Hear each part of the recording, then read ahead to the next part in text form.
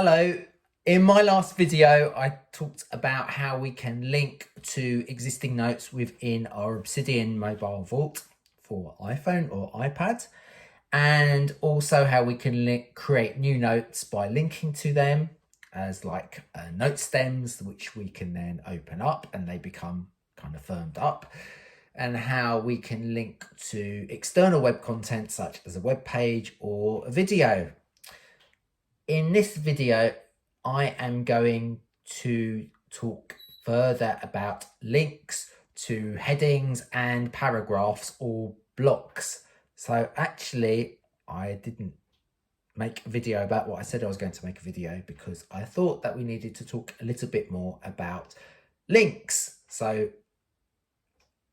that means the next video will be more about transclusion or embedding, but I'll get to that at the end.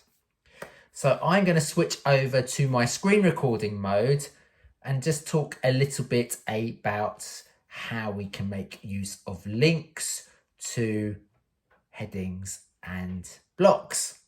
So my screen is switched on and the mouse is on there. So first of all, I'm going to link to a heading in an existing note.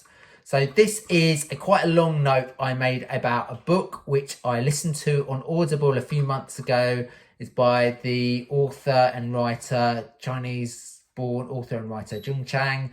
She's written lots of books about China, most famously, crikey, it's about swans. I can't remember the name of it. Blimey, I need to read that again. It will come back to me, but this book was about a group of sisters, very famous sisters who lived in China in the 20th century. One was married to Sun Yat-sen. Her name was Qing Ling.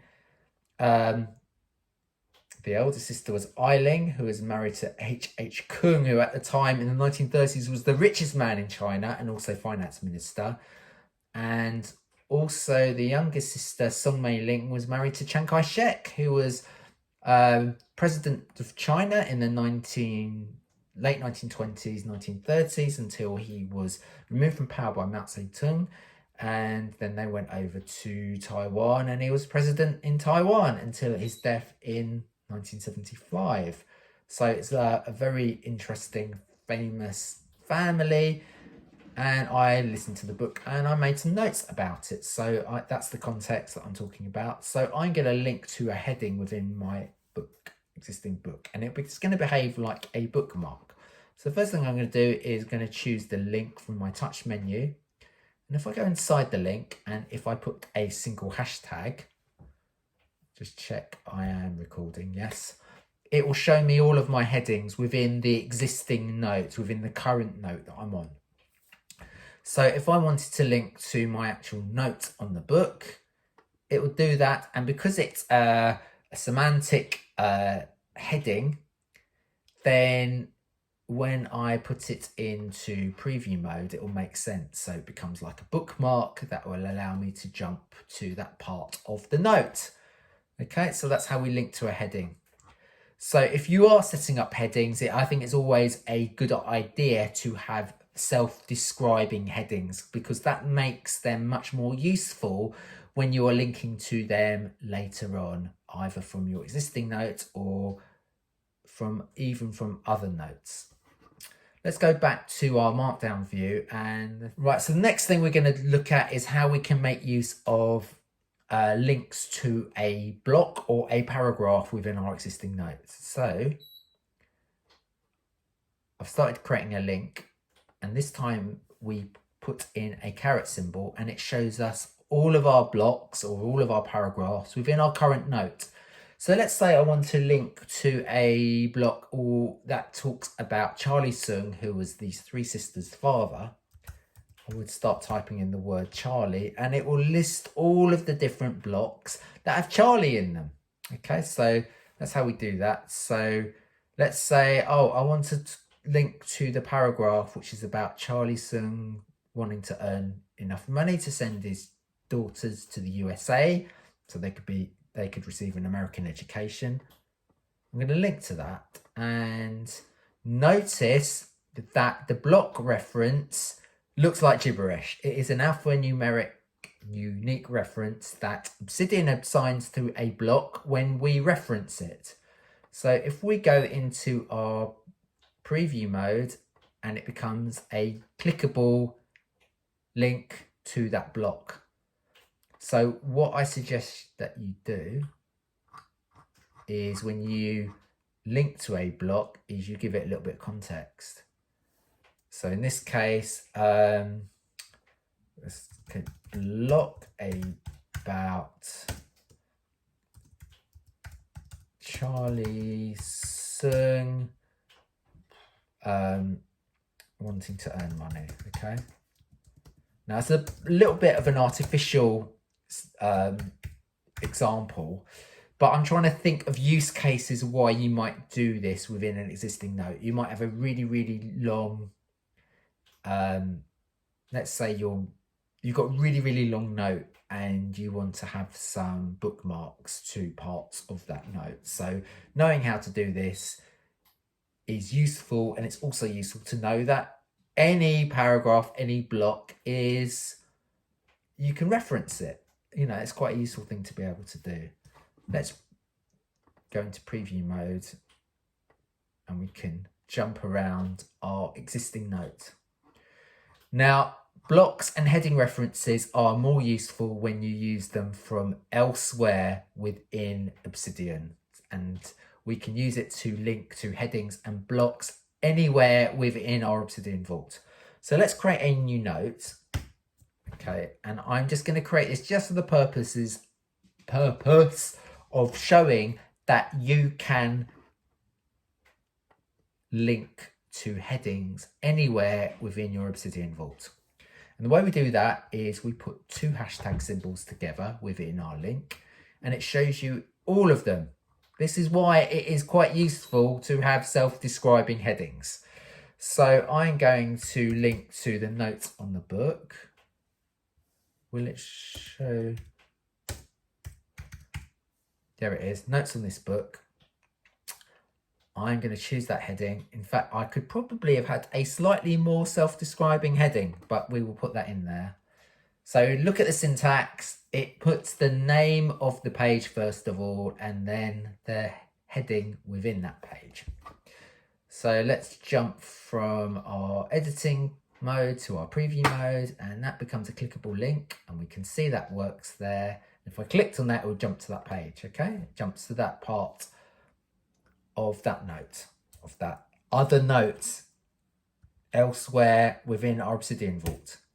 Let's go back. Right. If I do Command Option left arrow, it jumps back, and let's go down to our Markdown view, and I'm going to do exactly the same thing now, but this time I am going to link to any block within my Obsidian vault. So any paragraph, any list item can be referenced by following this method. And the way we do that is if we put caret, and it's going to show us all of our paragraphs. So if you want to link to a paragraph of something you've written elsewhere, such as a heading highlight from Readwise, if you're using the Readwise plugin, and you have a Readwise account and you have your highlights and you want to link to a highlight of a book that you've been writing about and highlighting, this is how you can do it. So in this case, I just want to reference something that I wrote about Charlie Sung. So let's start writing Charlie Sung, and it's linked to that block. Again, just like when you're referencing a block within the same note, a little bit of context would make it more useful.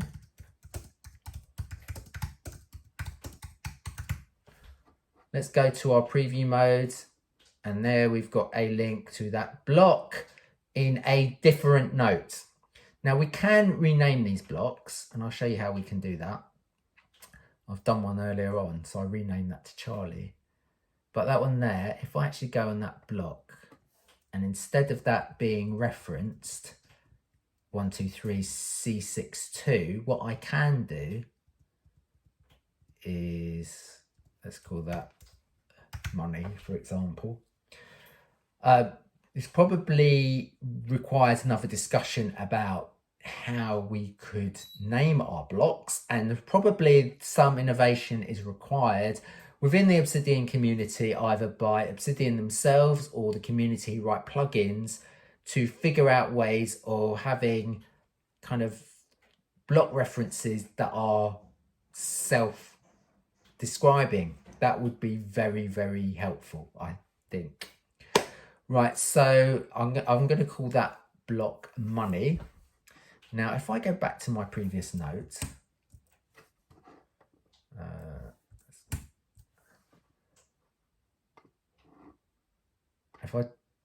that doesn't work, right? Let's go to, that doesn't work, okay? Because it hasn't updated the name of the link. But if I typed in the name of that block, just by typing that word at the end, to money, we just chose that block there and preview it. Now it's more of a self-describing block because I've named it money.